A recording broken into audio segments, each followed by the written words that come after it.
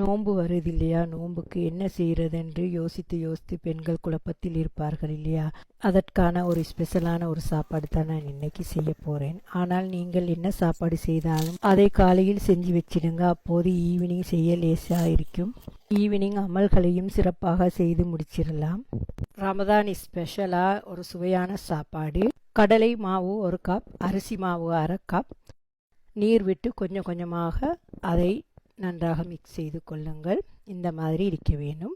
ஒரு பெரிய வெங்காயம், பச்சை மிளகாய் 2-3, அவித்த கோழி சிறிதாக வெட்டினது. விரும்பினால் கோழி போடலாம், இல்லாவிட்டாலும் பிரச்சனை இல்லை. மிளகுத்தூள், மசாலாத்தூள், கட்டர்தூள், உப்பு, மஞ்சள் சேர்த்துக்கோங்க. எல்லாவற்றையும் நன்றாக மிக்ஸ் செய்து கொள்ளுங்கள். காரம் தேவையான அளவு நீங்கள் சேர்த்து கொள்ளலாம். வெங்காயக்கீரை அல்லது லீக்ஸை மெல்லியதாக வெட்டி போட்டுக்கோங்க. எல்லாத்தையும் மிக்ஸ் செய்துக்கோங்க.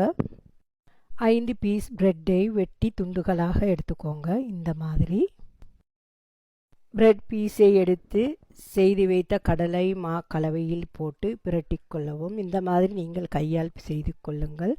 பின்பக்கமும் அதே மாதிரி நீங்கள் கொஞ்சம் போட்டு செய்து எண்ணெயில் போட்டு பொரித்து எடுத்துக்கொள்ளுங்கள். பிரெட் பக்கோடா பாருங்கள், சூப்பராக இருக்கிறது. சுவை வேறு லெவலாக இருந்தது. உண்மையிலேயே ரொம்ப சுவையாக இருந்தது. வீட்டில் எல்லோரும் விரும்பி சாப்பிட்டார்கள். நீங்களும் கண்டிப்பாக செய்து பாருங்கள்.